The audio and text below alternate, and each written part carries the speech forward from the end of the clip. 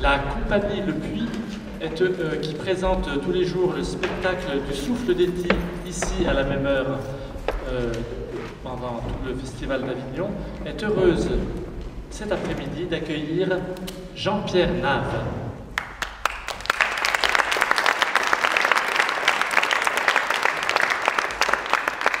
Alors je n'ai pas la prétention de vous faire connaître Jean-Pierre Nave, mais je vais juste le présenter un tout petit peu. Jean-Pierre Nave a été saisi par les paroles d'Éti à travers son journal et la nombreuse correspondance qui nous est arrivée notamment de Westerbork d'Éti Ilsum. Et non seulement il a été touché par cette parole, mais en plus il a compris que cette parole pouvait avoir pour notre XXIe siècle une résonance particulière chez nos contemporains et nous-mêmes. Et c'est pour cela qu'il s'est mis à l'œuvre. Donc il a beaucoup travaillé sur tous les ouvrages qui sont parus sur Éti Ilsum, et il a créé une association, les Amis d'Éti Ilsum, dont il est président, et qui se propose justement de faire connaître cette œuvre et de la faire connaître à un public le plus large possible. Et aussi, puisque ce n'est pas uniquement une question de compréhension, mais c'est aussi, ça atteint notre corps, il se propose de conduire des gens sur les pas d'Éti Ilsum en Hollande, par un petit séjour de 5 jours qui d'Amsterdam, de Wanter, nous mène jusqu'à Westerbork, et ainsi nous faire mieux comprendre le contexte dans lequel Éti a pu écrire son journal. Voilà. Merci bien, Denis. Voilà, bonjour à tous. Merci pour votre présence. Donc, je voudrais adresser un salut particulier aux membres de notre association. Il y en a quelques-uns parmi vous. Et puis à Yves et Annick Bridonneau. Yves est d'Aix en Provence, et il est disons un peu le coordonnateur ou le responsable de l'antenne de notre association pour la région Midi-Côte d'Azur. Tu peux lever la main, Yves? Voilà. C'est un excellent connaisseur d'Éti Ilsum et de ses écrits, et du contexte aussi dans lequel elle a écrit. Donc, il ne faudra pas qu'il hésite à intervenir aussi. Yves, merci. Voilà, merci aussi à la compagnie Le Puy de m'avoir invité. C'est toujours pour moi un bonheur de pouvoir parler d'Éti Ilsum. Alors non seulement parce que la publication de ses écrits ont été et restent un événement littéraire important, je pense, de notre époque, mais aussi et peut-être surtout parce que j'ai la conviction, Denis l'a rappelé, je pense qu'elle est partagée par beaucoup d'entre nous ici, j'ai la conviction que le message de cette jeune femme, elle aurait 100 ans l'année prochaine. Alors quand ma femme dit à mes amis, Jean-Pierre a une autre femme dans sa vie, je m'empresse de leur dire qu'elle aurait 100 ans l'année prochaine. Voilà. Mais c'est une éternelle jeune femme, puisqu'elle meurt à 29 ans, comme vous le savez probablement, à Auschwitz. Voilà. Et donc ma conviction, j'y reviens, bien c'est que le message de cette jeune femme est vraiment une parole pour aujourd'hui. Ça, j'en ai l'absolue conviction. Une parole qui simplement peut nous aider à vivre plus heureux. Voilà. Alors, je ne vais pas vous surprendre si je vous dis que depuis ces sombres et tragiques années de la Deuxième Guerre mondiale, on ne peut pas dire qu'il y ait un soleil radieux qui se soit levé sur notre Europe. Alors c'est sûr qu'il y a eu un progrès du bien-être dont personne ne se plaint, bien sûr, mais c'est un progrès qui, me semble-t-il, est accompagné d'une espèce de nuit spirituelle, une espèce de nuit du sens, une espèce de nuit privée d'étoiles, comme disait Thomas Merton, et dans laquelle beaucoup de nos contemporains sont un peu perdus, cherchent, errent et parfois désespèrent. Alors, le croyant que je suis, ou que j'essaie d'être tout au moins, pense que Dieu n'a pas abandonné la partie, et que dans ces ténèbres, il y a des lumières qui s'allument, des voix qui se font entendre par ceux qui sont dans les parages et qui veulent bien y prêter l'oreille, et des voix qui nous disent, eh bien, venez voir par ici. Par ici, il y a un chemin qui conduit à la vie. Je pense vraiment que donc, les écrits d'Etty, la voix d'Etty, est une de ces voix probablement les plus bouleversantes qui nous parlent aujourd'hui. Voilà, alors qu'est-ce que je vais faire? Je vais d'abord essayer de ne pas prendre tout le temps qui m'est imparti. Je vais parler environ 3/4 d'heure, un petit peu plus ou un petit peu moins, je ne sais pas trop. Et puis ensuite, eh bien, on pourra, à partir de vos questions, de vos réactions, de vos propres témoignages peut-être, comme lecteur ou lectrice d'Etty, ou comme spectateur de cette magnifique pièce du Souffle d'Etty que vous avez vue ou que vous allez voir, je vous le souhaite en tout cas, pendant les jours qui viennent, vous pourrez également, donc on pourra échanger à partir de tout cela. Donc dans un premier temps, je vais quand même présenter succinctement Etty Hillesum, son parcours, son itinéraire, et puis dans un deuxième temps, qui sera, j'espère, un petit peu plus long, je tâcherai de vous présenter ce que j'appelle son message pour aujourd'hui. Et je vais le faire d'une façon peut-être un peu particulière. Je vais essayer de voir en quoi la parole d'Etty, en quoi et pourquoi elle rejoint aujourd'hui beaucoup parmi nous, beaucoup de nos contemporains. Voilà. C'est quand même des écrits qui ont 70 ans. Et j'aurai l'occasion de vous le dire, mais ça reste aujourd'hui un succès de librairie. Ce petit livre de poche de 7,50 €, profitez-en parce qu'à mon avis, la prochaine édition coûtera plus cher. Donc 7,50 €, Une vie bouleversée, suivi des lettres de Westerbork, ça reste un des best-sellers du livre de poche en France, et cela depuis de nombreuses années. Il y a 15 jours, j'étais à la librairie religieuse La Procure de Paris, que beaucoup parmi vous connaissent probablement, et je parlais avec un responsable du magasin, un directeur des ventes, et qui me disait il me confirmait donc que c'était un des best-sellers aujourd'hui dans la catégorie des livres de poche, et il m'a donné ce chiffre, qui je vous avoue m'a étonné. Il me dit on vend à peu près 1000 exemplaires par mois à Paris de ce livre, Une vie bouleversée, qui rassemble des extraits du journal d'Etty Hillesum. Les œuvres complètes ont été publiées maintenant en 2008, toujours aux éditions du Seuil, mais c'est par ce livre de poche que Etty continue à faire son chemin et à être connue. Voilà. Donc je tâcherai donc dans cette deuxième partie d'essayer de comprendre ce qu'elle a à nous dire et pourquoi nous l'écoutons. Pourquoi beaucoup de ceux qui lisent ces livres prêtent l'oreille et sont attentifs à son message. Pour ceux parmi vous qui ont fait des études littéraires, en fait, il s'agit de comprendre quelle est la conjonction entre ce qu'on peut appeler l'horizon d'attente du lectorat et puis les écrits de la jeune femme. Alors, qui était donc Etty Hillesum? Donc je vais m'asseoir et puis je me relèverai probablement un petit peu plus tard.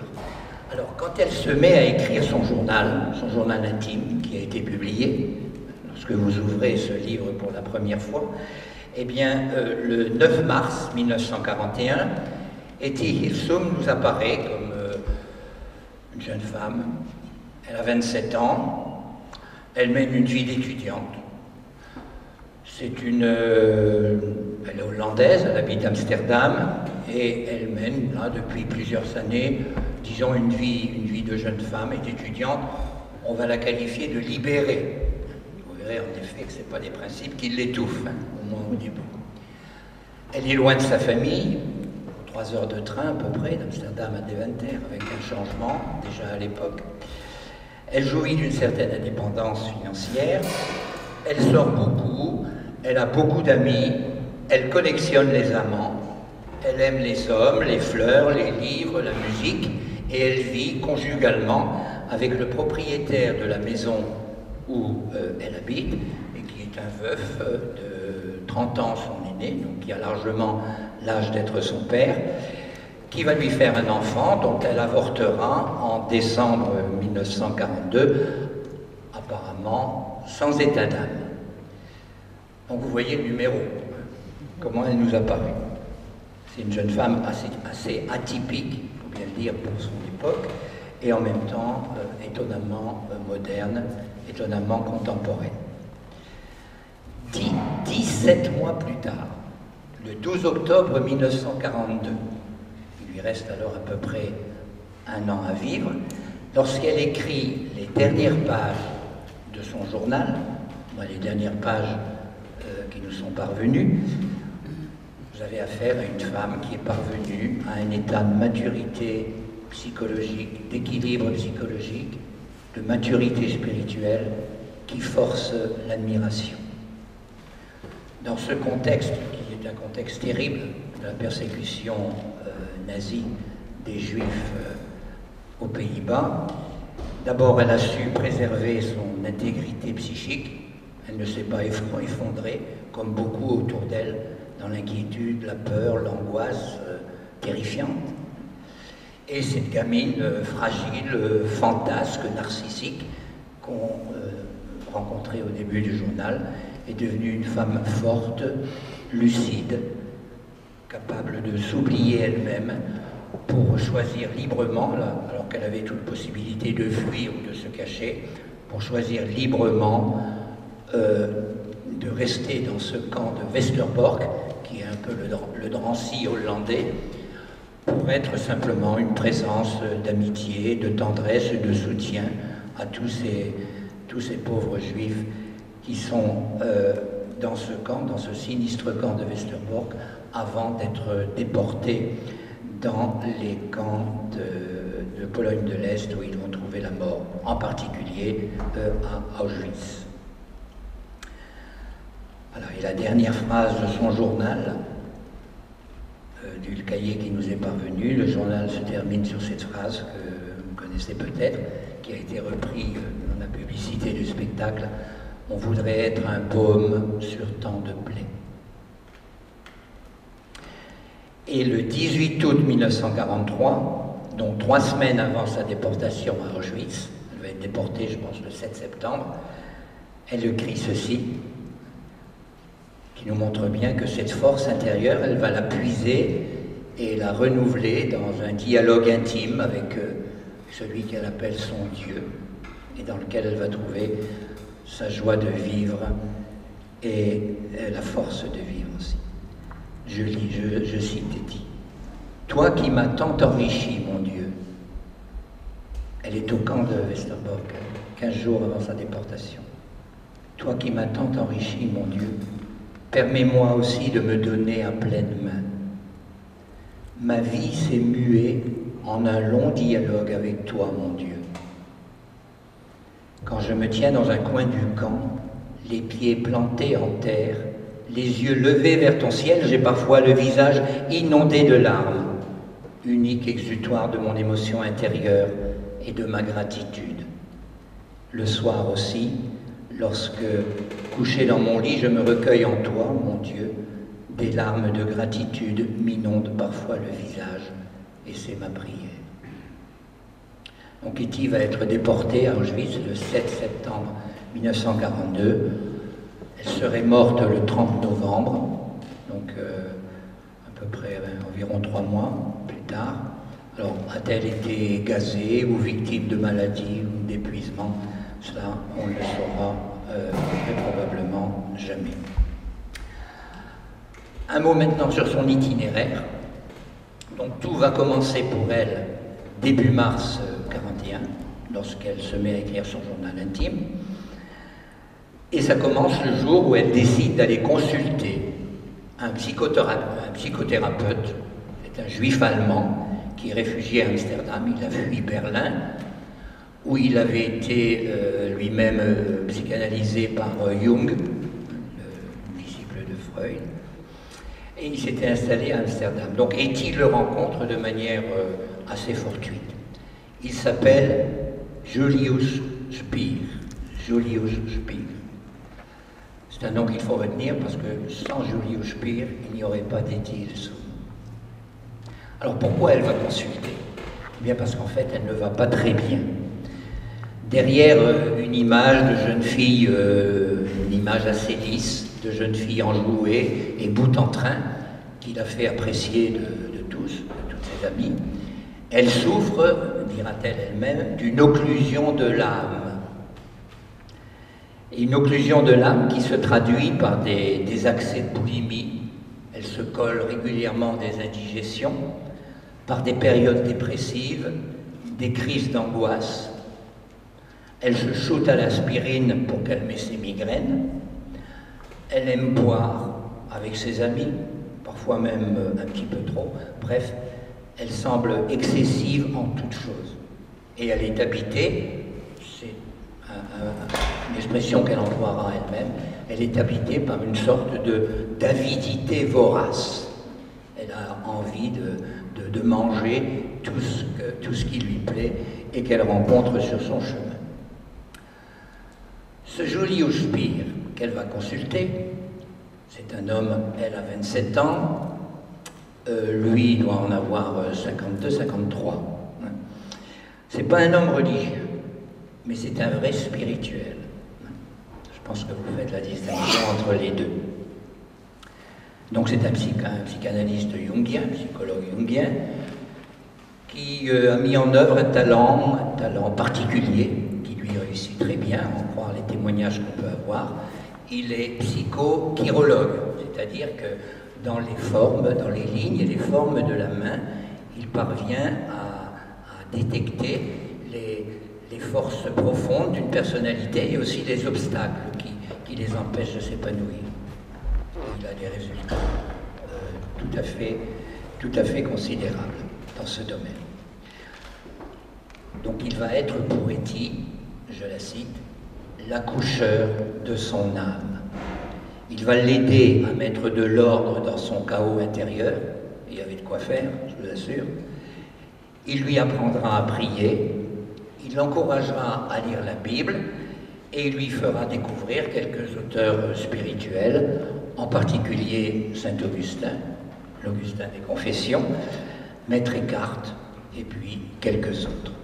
Quand je dis qu'il invitera à lire la Bible, elle lira l'Ancien Testament, probablement surtout les psaumes, et puis l'Évangile selon saint Matthieu dans le Nouveau Testament, les lettres de Paul, au moins certaines d'entre elles, et elle aura un accès à l'Évangile selon saint Jean, en particulier à travers une œuvre d'un auteur dont on parlait dans ces milieux à l'époque, qui était un peu sur la frange gnostique, et qui l'aidera à lire saint Jean. Voilà. Alors ce Julius Spier, c'est loin d'être un saint, c'est même plutôt un type un petit peu ambigu. Hein. Vous avez lu le journal d'Etty, chez qui on trouve un combat entre à la fois une sensualité très forte et mal maîtrisée, et aussi une aspiration très, très profonde et très authentique, un désir de prière, un désir d'unité intérieure et un désir d'authenticité. Et il va mourir donc prématurément le 15 septembre 1942, à l'âge de 55 ans, d'une maladie pulmonaire, probablement un cancer pulmonaire. Et on peut dire que c'est à partir de ce moment-là, enfin c'est du moins mon avis, que Etty va prendre tout son envol et toute son envergure. Il lui reste à peu près 1 an à vivre à Etty. Voici ce qu'elle écrit le jour de la mort de Spier. « J'avais encore 1000 choses à te demander et à apprendre de ta bouche. Désormais, je devrais m'en sortir toute seule. Je me sens forte et je suis persuadée de réussir ma vie. C'est toi qui as libéré en moi ces forces dont je dispose. Tu m'as appris à prononcer sans honte le nom de Dieu. Tu as servi de médiateur entre Dieu et moi, mais maintenant, toi, le médiateur, tu t'es retiré, et mon chemin mène désormais directement à Dieu. Et c'est bien ainsi, je le sens. Je servirai moi-même de médiatrice à tous ceux que je pourrai atteindre. » Si vous avez été attentif à ce que je viens de lire, si on pense que Etty a vécu avec Spier un parcours analytique, un texte comme ça nous permet de conclure que le transfert a parfaitement bien réussi. Elle est libre et elle est libérée. Voilà, donc j'aborde maintenant cette question de l'actualité du message d'Etty. Je vais le faire, comme je vous l'ai dit, en essayant de comprendre pourquoi ces écrits ont un tel impact aujourd'hui? Pourquoi des gens s'y retrouvent? Pourquoi on y prête l'oreille? Pourquoi on vient voir des spectacles sur E.T.? Et pourquoi beaucoup lisent et relisent encore et soulignent et surlignent beaucoup de phrases dans Une vie bouleversée? Alors vous pensez bien que c'est un succès qui n'est pas seulement dû à la qualité littéraire du texte, auquel on n'accède d'ailleurs que par une traduction. Une très belle traduction de Philippe Noble, mais on n'a pas l'original, sauf ceux parmi vous qui auraient la chance de comprendre le néerlandais, ce qui n'est malheureusement pas mon cas. Donc si 70 ans après, elle intéresse tant de lecteurs dans les 14 langues où elle a été traduite, si elle continue à inspirer des artistes, des écrivains, si les congrès, les colloques, les conférences autour de ces écrits se multiplient, et ce sera le cas en particulier l'année prochaine, en 2014, puisqu'on va célébrer le 100e anniversaire de sa naissance, le 15 janvier 1914. Bon, autrement dit, si sa parole fait sens pour aujourd'hui, c'est qu'elle a quelque chose à nous dire. Ses écrits rejoignent de manière étonnante à la fois les questions, les attentes, les désirs, les aspirations qui sont celles de beaucoup. Alors, beaucoup de lecteurs, vous allez peut-être vous y retrouver aussi, expriment le sentiment, je cite l'un d'entre eux, que lorsqu'elle, en parlant d'elle, elle parle d'eux-mêmes, elle parle d'eux. Lorsqu'elle parle d'elle, elle parle de moi. Je vais citer ici mon ami Yves Bridonneau, vous voyez, dans un manuscrit qui, j'espère, va pouvoir être publié bientôt. Yves écrit « Tout le monde en a pour son petit panier, et chacun y trouve son compte. Les écrits d'Etty Hillesum sont un puits où chacun vient chercher son eau personnelle, et l'eau puisée est pure. » Et je pourrais vraiment vous citer ici des pages de témoignages, parce qu'on en recueille pas mal dans le cadre de notre association, des témoignages qui rejoindraient sûrement ce que beaucoup parmi vous ont peut-être vécu à la lecture des écrits d'Etty Hillesum. Je vais me contenter d'une citation de l'écrivain Cécilia Duterre, vous avez le livre là, qui a écrit un très beau livre sur Etty, qui a été publié en 2010 ou 2011, et qui s'intitule « Une voix dans la nuit ». Donc Cécilia est écrivain, et elle ouvre son livre, donc dans la préface, elle dit ceci: « J'ai ouvert le journal d'Etty Hillesum. Je ne la lisais pas, elle me parlait. Elle était là, à mes côtés. Elle me faisait don d'elle-même, déposant à mes pieds sa grandeur et sa petitesse, pour que je m'en empare et que je me nourrisse de son humanité radieuse. »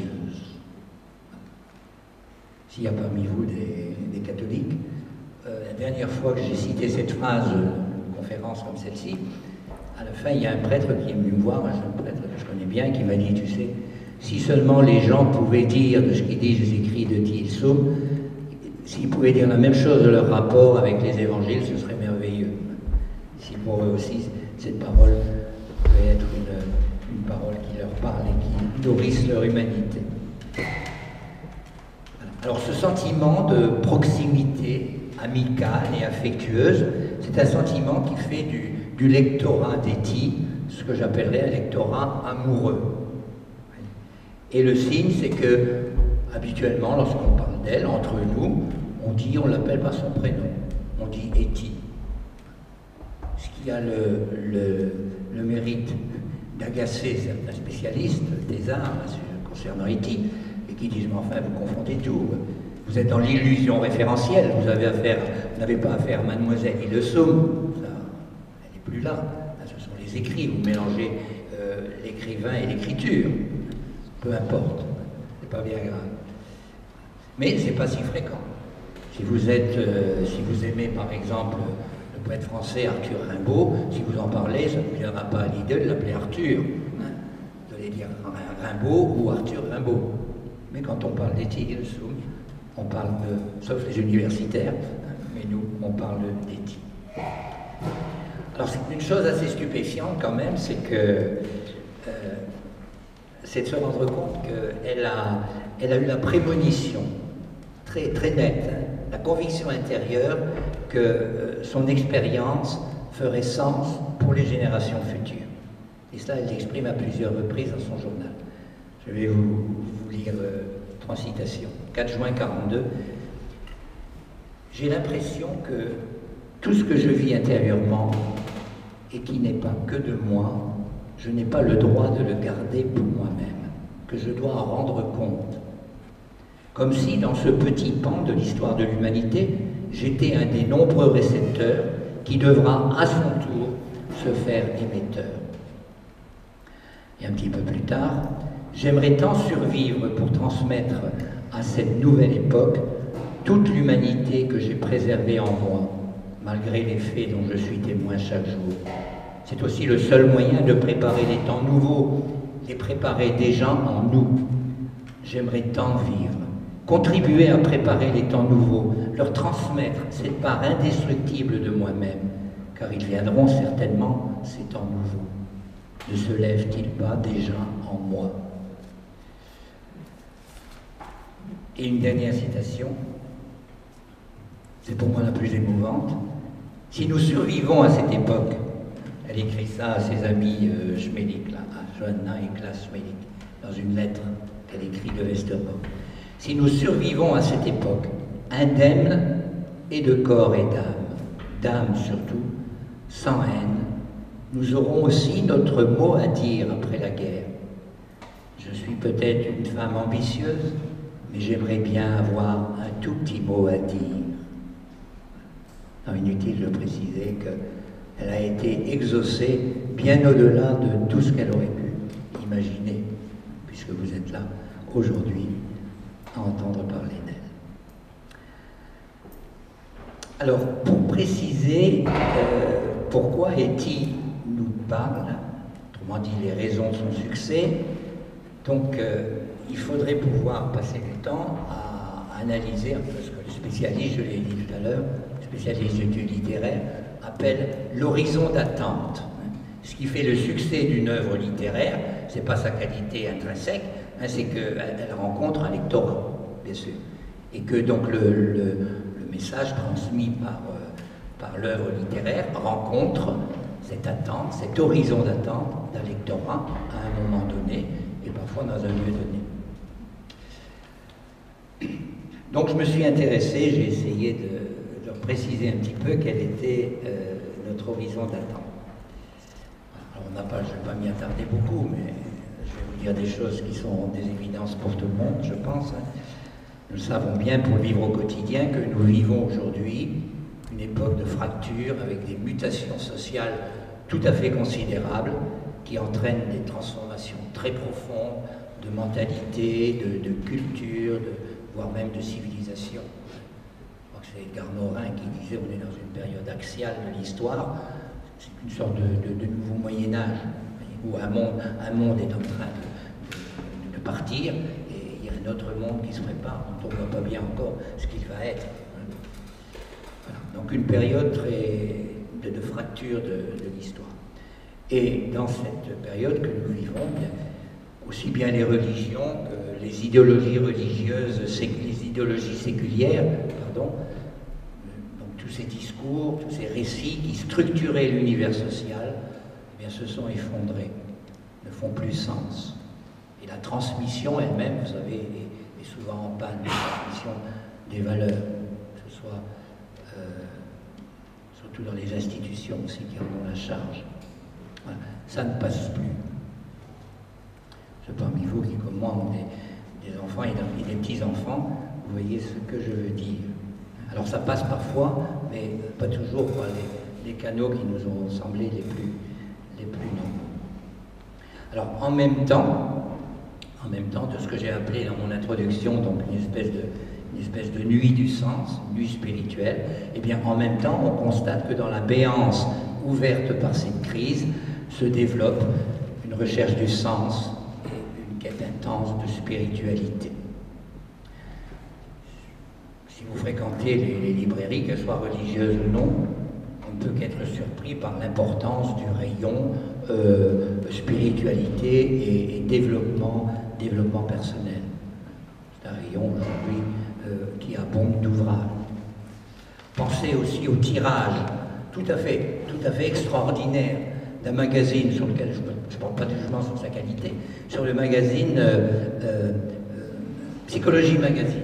Psychologie Magazine, c'est un mensuel qui tire chaque mois, tenez-vous bien, à 350 000 exemplaires. 350 000 exemplaires, et qui a pour objectif donc d'être consacré au bien-être et au développement personnel et d'aider les lecteurs à trouver ou à retrouver du sens. 350 000 exemplaires pour moi, c'est plus que le tirage quotidien du Monde ou du Figaro, qui doit être aux alentours de 350 000. Alors, si vous me permettez une confidence, pour des gens de ma génération qui ont un petit peu mon parcours, moi j'avais un peu plus de 20 ans en 1968 à Lille. On n'a pas été très méchants à Lille.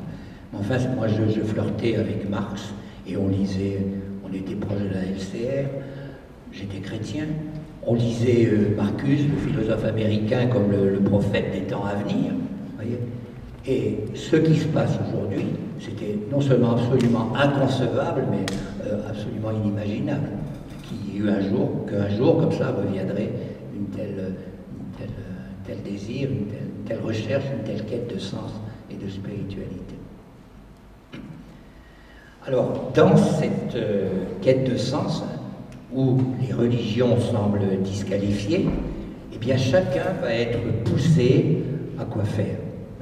À construire sa propre cohérence. Alors, non plus à partir des vérités qu'il faut croire pour être sauvé, et dont tout le monde s'en fiche, ce que j'ai appris au petit catéchisme dans mon enfance, mais à partir des matériaux dont chacun dispose en lui et autour de lui. C'est ce que les sciences humaines, depuis une vingtaine d'années, ont appelé le bricolage spirituel. Vous voyez pas de connotation négative dans ce mot bricolage. Vous voyez ce que ça veut dire? On va prendre par-ci par-là des éléments pour se construire une cohérence qui va nous aider à vivre et puis à rejoindre ce désir de transcendance, ce désir d'absolu qui est au cœur de tout homme. Je vous renvoie au livre de Daniel Hervieux-Léger. Eh bien, c'est exactement ce à quoi va se livrer, et d'une manière excellente, Etty Hillesum. En lisant ses écrits, on la voit construire au jour le jour, à partir de son contexte culturel et en dehors de toute référence dogmatique. Elle n'a probablement jamais mis les pieds ni dans une synagogue, ni dans une église, ni dans un temple. Elle est juive, mais ses parents ne lui ont rien transmis. Ce sont des juifs assimilés qui ne pratiquent plus. Ses parents ne lui ont pas transmis pas grand-chose, en tout cas, de la religion juive. Voilà. Donc c'est hors de toute référence dogmatique qu'elle va se construire, comment dire, une réalité intérieure, un monde symbolique, ou plus dire plus simplement une spiritualité, d'abord qui manifestement va tenir la route, et où elle va puiser au jour le jour le goût et la force de vivre heureuse dans les circonstances les plus terribles que nous avons évoquées. Voilà, on peut dire qu'Etty Hillesum, en fait, c'est une experte en bricolage, une bricoleuse de génie.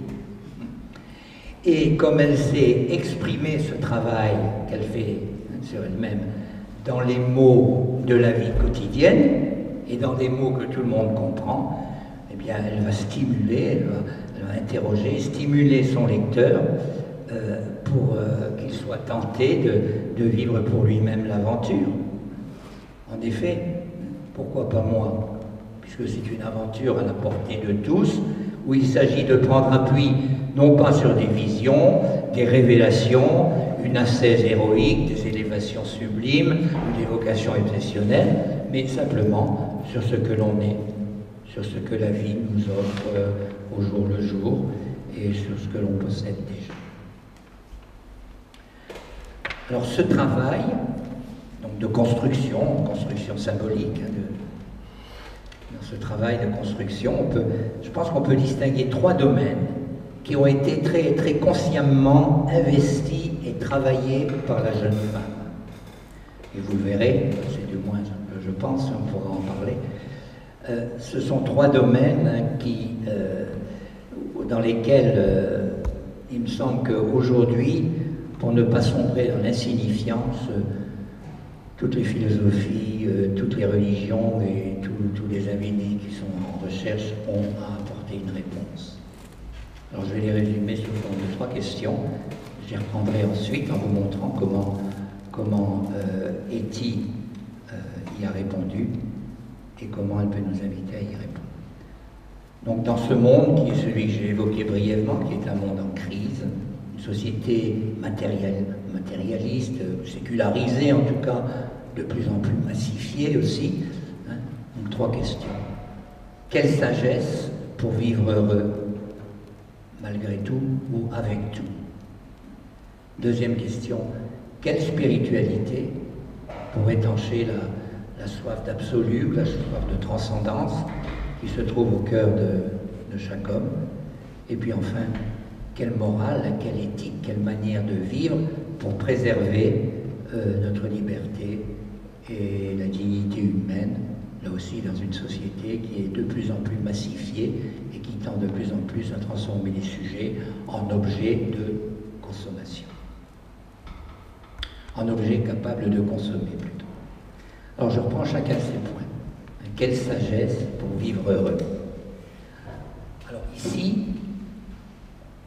sans difficulté, on s'aperçoit que pour de nombreux lecteurs et commentateurs des textes d'Etty, la jeune femme apparaît comme un maître de sagesse.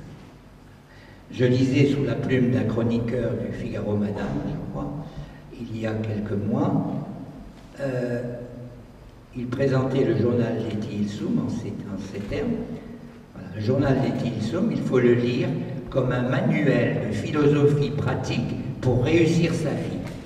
Et il ajoutait, pour réussir toute sa vie, jusqu'à l'ultime étape. Et dans un livre qui a été publié sur quatre maîtres spirituels, dont fait partie Etty Hillesum, un livre qui s'intitule Sagesse concordante en 2007, écrit par l'universitaire Alain Delahaye. Il présente Etty comme un des rares individus qui mérite le nom de maître, car, je cite, il diffuse une clarté assez puissante pour éclairer le siècle qui vient. Donc Etty Hillesum comme maître de sagesse. Et comme un véritable maître de sagesse, elle ne va pas se contenter d'exposer un art de vivre, mais elle saura en raconter le chemin et en préciser les objectifs. Alors sans prétendre être exhaustif, voici à mon sens un des principaux éléments de cette sagesse, de cet art d'être heureux que l'on peut apprendre à la lecture d'Etty. Alors je ne vais faire qu'énumérer ici une dizaine de points qui pourraient être autant de titres de chapitres où l'on pourrait, à travers de nombreuses citations, donc illustrer le propos. Voilà ces 10 points que l'on peut apprendre en lisant Etty. S'accepter soi-même tel que l'on est, avec ses ombres et ses lumières, avec ses qualités et ses défauts. Accueillir chaque jour ce que la vie nous apporte, le positif comme le négatif. Développer ses capacités d'attention, d'écoute, de présence à soi-même. Apprendre à prier. Ne pas se laisser envahir, engloutir par les soucis, par l'inquiétude du lendemain, par l'angoisse. Et pour cela, apprendre à vivre le moment présent. Fais ce que ta main trouve à faire, dit Etty. Apprendre à regarder la réalité en face, sans se raconter d'histoire et sans se mentir à soi-même. Consentir à ce qui est inéluctable. Qu'est-ce que c'est l'inéluctable? C'est ce qui, de toute façon, va se produire, que ça me plaise ou non, que je le veuille ou non. Apprendre à y consentir. Je ne sais pas si le mot est bien choisi, au moins à lui faire une place et à pouvoir le regarder en face. prendre acte de la souffrance et, sans s'y résigner, l'accepter comme inhérente à la vie. Refuser la haine et le ressentiment, qui est un poison, pour préserver l'humanité en soi et dans l'autre. Envisager la mort comme partie intégrante de la vie. Mais, et c'est le dernier point, toujours choisir et protéger la vie. Cette vie qui, elle va le répéter 1000 fois dans son journal, cette vie qui malgré tout est si belle et si bonne, et qui est le trésor qui nous a été confié à chacun pour le temps de notre existence. Voilà, vous voyez, on pourrait construire des sessions, des parcours de développement intérieur, de progression dans la sagesse à partir de tous ces points et en nous appuyant sur l'expérience d'Etty. Et je crois que tous peuvent nous rejoindre. Alors, lorsqu'on lit Etty, qu'on la voit tâtonner, avancer et se transformer progressivement sur ce chemin, ben bien sûr, on est rejoint, on est touché au plus profond. Parce que tous les points que j'ai soulignés, ce sont des questions qui nous habitent. Et le lecteur, au moins peut-être pas tous, hein, il y en a qui en ont assez au bout de 50 pages et qui referment, mais ceux qui accrochent la lecture d'Etty, eh bien, ne peut pas s'empêcher de dire, ben, et si moi aussi j'essayais, si moi aussi j'essayais, peut-être que je pourrais vivre de manière plus paisible, plus heureuse, plus équilibrée. Et puis alors on se dit, ben, je vais le relire, et puis je vais souligner ou je vais recopier les phrases qui me parlent, et puis on arrête assez vite, parce que sinon on recopierait tout le livre, et on surlignerait la moitié des pages. Voilà, je crois que c'est l'expérience que je partage avec un certain nombre. Voilà, je ne la lis pas, elle me parle. J'aborde le deuxième domaine, hein, dans ce travail de construction de sa réalité psychique, pour parler comme les psys. Je pense qu'un des traits de notre culture moderne aujourd'hui, je regarde l'heure, oui, c'est probablement la disparition du champ du crédible, l'expression est de philosophe Ricoeur, je pense, la disparition du champ du crédible, de cette idée hein, qui manifestement n'a pas posé de problème pendant des siècles, cette idée d'un Dieu pharaonique, un Dieu tout-puissant dont dépendrait la pluie et le beau temps et auquel j'aurais à adresser les justes prières et les bons sacrifices pour pouvoir être exaucé.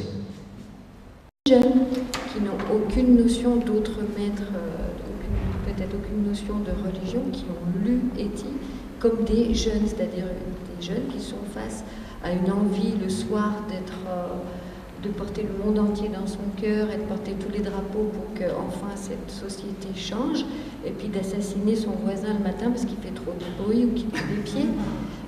Donc voilà, moi j'ai eu la chance de rencontrer des jeunes lecteurs en dehors de toute confession, hein, et notamment des jeunes femmes qui sont tout à fait ravies de rencontrer quelqu'un qui pourrait par moment être traité d'hystérique, parce que c'est encore une manière de traiter les gens, alors que c'est juste une expression qui peut sortir, et c'est une expression, en aucun cas c'est un trait de caractère pulsionnel ou je ne sais quoi encore.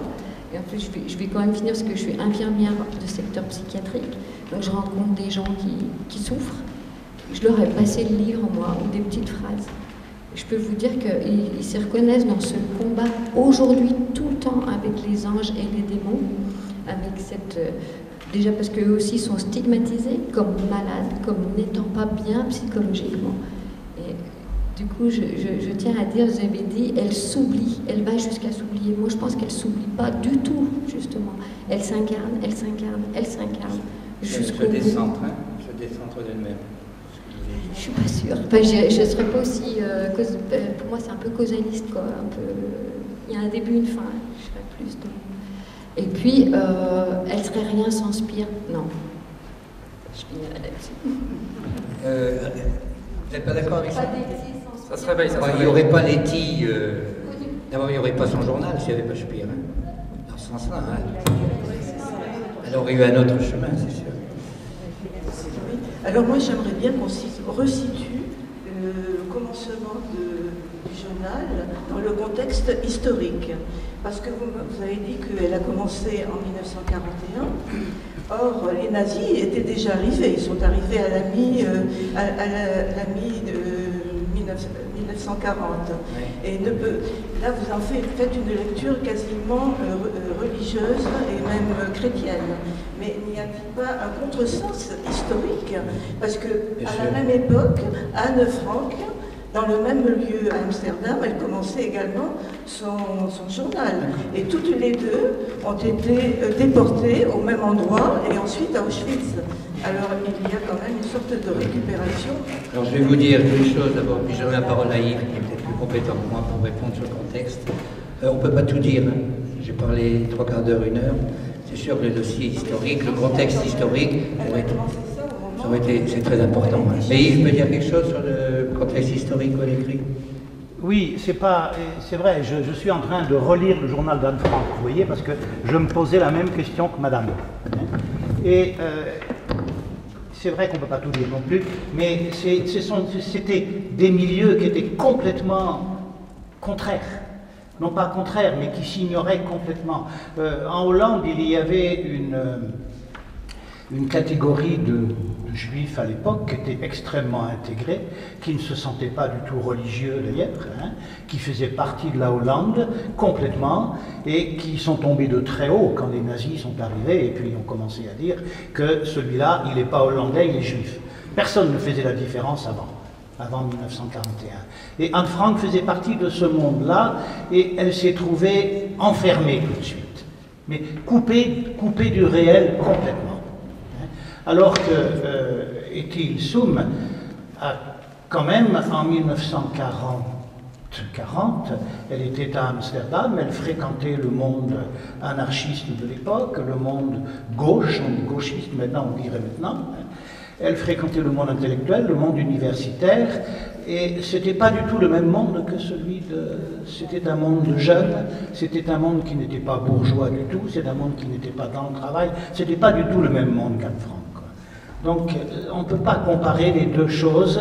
Non, mais les deux ont en commun qu'elles ont commencé à écrire au moment où commençait la chasse aux Juifs. Oui, exactement. C'est bien ça. Oui. Eh bien, donc, qu'elle soit d'un milieu ou de l'autre, c'est ça le point déterminant. Mais il y en a une qui a écrit selon, elle avait 13 ans, selon, elle a écrit comme peuvent écrire des enfants, et l'autre, 27 ans, elle écrit comme une femme. La seule réponse... Les problèmes sont différents, mais le fait est le même. La seule réponse, c'est la rencontre d'un personnage, comme tu le disais, qui s'appelait Julius Spiegel. Si elle n'avait pas rencontré ce gars-là, Ethel Soum aurait continué son chemin, et je ne sais pas quel chemin elle aurait pris, mais à la différence d'Anne Frank, elle aurait peut-être suivi le chemin d'Anne Frank. Mais la différence, elle a rencontré ce psychochirologue. Elles ont eu le même chemin. Oui, mais je ne vois pas bien exactement pourquoi pas votre question, parce que quand on lit le journal Letty, quand on lit le journal, les écrits complets, hein, on voit bien qu'elle fait allusion à toutes ces persécutions qui ne font qu'en s'augmentant, ces interdictions qui finissent par leur rendre la vie impossible. Hein. Donc c'est un témoignage aussi, un témoignage historique tout à fait intéressant hein, de cette période de la persécution des Juifs en Hollande. Bon, ceci dit, je pense que Yves sera d'accord, c'est vrai que les premiers mois où elle écrit son journal, bon, ça n'a pas l'air de... D'abord, elle n'est pas touchée très directement dans sa chair, elle est plutôt dans une situation relativement confortable. Hein. Elle est dans un monde confortable, elle n'est pas enfermée comme un enfant. Voilà. Donc elle ne peut pas suivre le même chemin, mais c'est vrai que si elle n'avait pas rencontré Schulus, elle aurait peut-être écrit le journal d'Anne Frank. Peut-être. Mais, oui, elle écrit comme une femme de son âge, c'est sûr.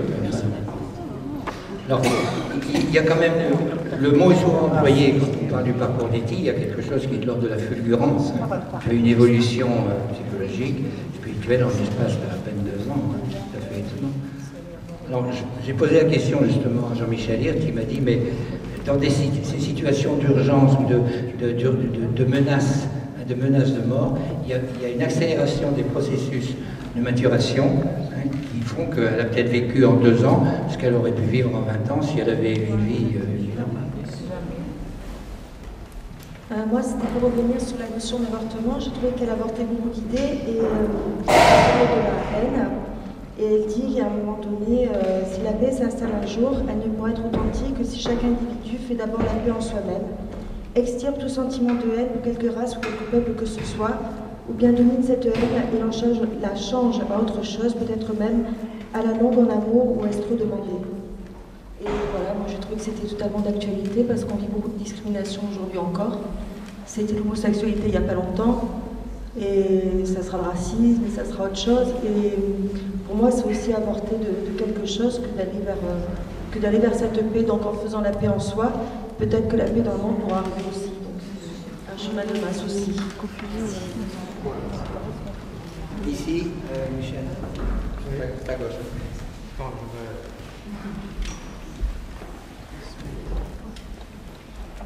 Bonsoir. Je reviens juste sur le sujet de l'avortement. Il y a une phrase à la fin de ce journal qui m'a beaucoup touchée parce que l'avortement, elle en parle au moment où ça arrive avec une manière qui semble assez froide.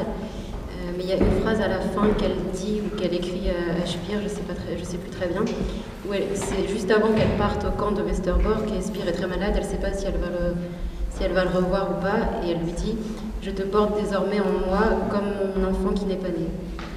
Et je pense que cet avortement a été extrêmement dur pour elle, que c'était un choix difficile qu'on ne peut pas juger, mais que c'est une âme qu'elle a continué à porter par la suite.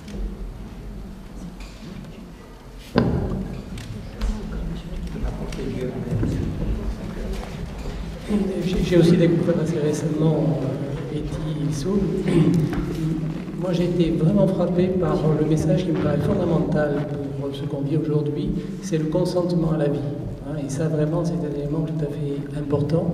On le retrouve d'ailleurs chez un jeune philosophe qui s'appelle Martin Stephens et qui vient de faire un petit traité qui s'appelle Petit traité de la joie. Deuxième commentaire aux questions, ce consentement à la vie va même jusqu'à accepter le martyre, puisque vous l'avez remarqué, dans la première partie de sa présence à Westerbork, elle faisait des allers-retours. Elle était libre de ses mouvements et c'est elle qui a accepté finalement d'être internée par solidarité avec ses frères juifs. C'est quand même une dimension de la destinée du peuple juif qui est assez intéressante.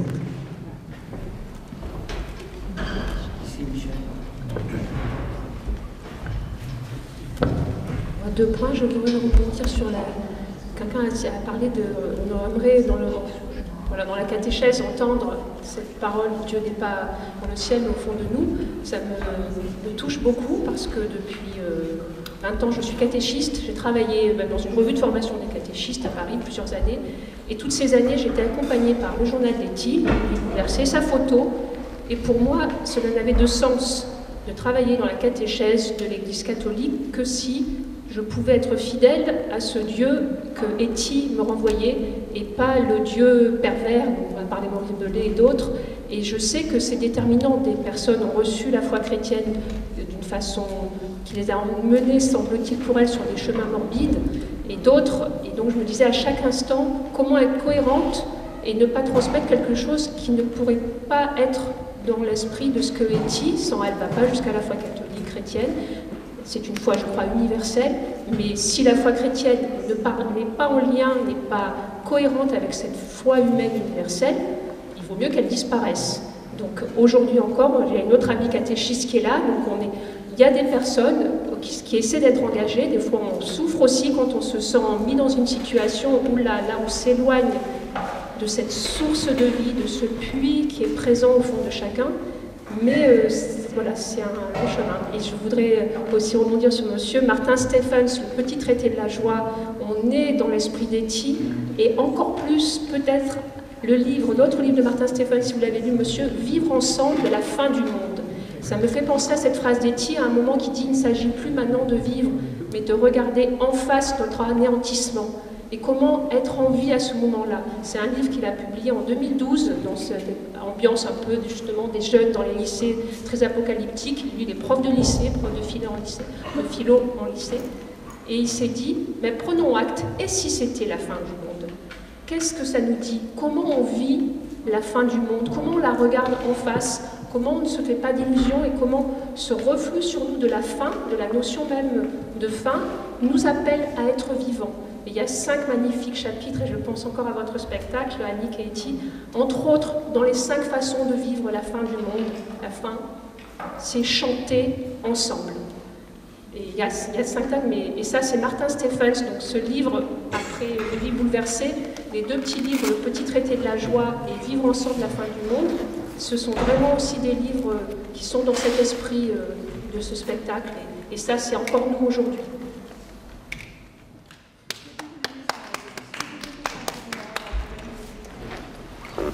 Son journal après sa déportation. Comment on l'a retrouvée? Alors, quand elle est partie à Westerbork, pour la dernière fois, elle a déménagé ses affaires et elle a confié ses cahiers, c'était des cahiers d'écolier à spirale, à son ami Johanna Schmeling, dont le frère, qui s'appelait Klaas Schmeling, travaillait dans le journalisme et l'édition. Et elle a dit à son ami, donc à Johanna, donne-les à Klaas, il verra bien ce qu'il peut en faire. Voilà. Et pendant 40 ans, ces cahiers sont restés dans le tiroir de la famille Schmeling, parce qu'ils ne trouvaient pas d'éditeur. Et c'est le fils de Klaas Schmeling, qui s'appelle toujours Klaas Schmeling, junior, professeur Klaas Schmeling, qui enseigne le judaïsme à l'université de Gand, qui a donc fini par réussir à faire éditer le journal d'Etty. Il y a un mot que je n'ai pas trouvé, me semble-t-il, dans le livre d'Etty, c'est le mot empathie. Est-ce exact? Et le mot empathie, j'y tiens. Le mot empathie, il provient des Allemands, je crois, une foule. Je ne sais pas trop dire en allemand où est-ce que c'est. Et je tracte depuis bientôt une semaine au milieu d'Avignon. Et ce que les gens apprécient à travers les écrits d'Etty, c'est l'empathie qu'elle développe vis-à-vis de nous, vis-à-vis de chacun d'entre nous, que l'on soit au sommet de l'affiche ou au pied de l'affiche. Et c'est ça, ce message, qui pour moi me ravit. Voilà, l'empathie.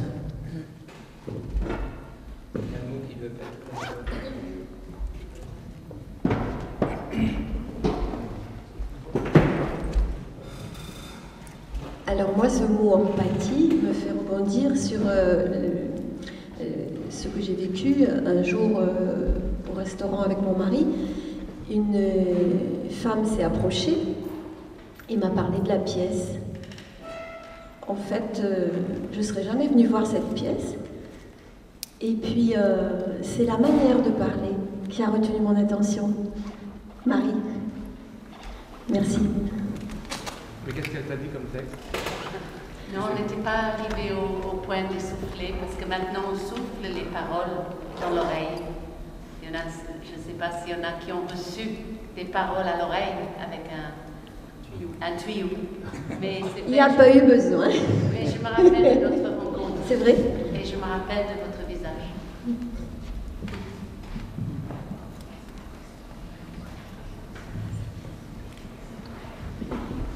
Alexandre Jolien, qui est philosophe aussi, trouve qu'Etty a eu peut-être aussi un chemin qui aurait pu correspondre au bouddhisme. Et d'ailleurs, dans son livre, elle parle de partir en Asie après. Et je ne sais pas si elle ne parle pas du détachement aussi. C'est un chemin de détachement au désir et un abandon. Voilà. On dit, comme écrit Yves, chacun remplit son petit panier chez Etty. Hein. Donc lui, les bouddhistes sont très attentifs à Etty. La tradition Tao aussi. Tout à fait d'accord. Cécilia Duterre en parle, très attachée à ça. Aussi. C'est vrai qu'elle est tout près de la compassion et de l'illumination bouddhique. C'est vrai, c'est vrai. Mais l'agnostique trouvera qu'elle est parfaitement homme. Et le juif trouvera que malgré tout, elle a suivi son peuple et elle est juive. Chacun trouve son Etty, c'est vrai. On va peut-être s'arrêter, une dernière intervention, puis après on voudrait dire un petit mot sur le stand. Moi je découvre qui aujourd'hui, et cependant, quand contrairement à ce que disait monsieur, je suis convaincue que même si elle n'avait pas rencontré ce psy, quand même, elle serait devenue ce qu'elle est, parce que visiblement elle porte quelque chose en elle, alors ça aurait été lui, autre chose, mais elle existe et elle aurait existé même si elle n'avait pas rencontré ce psy.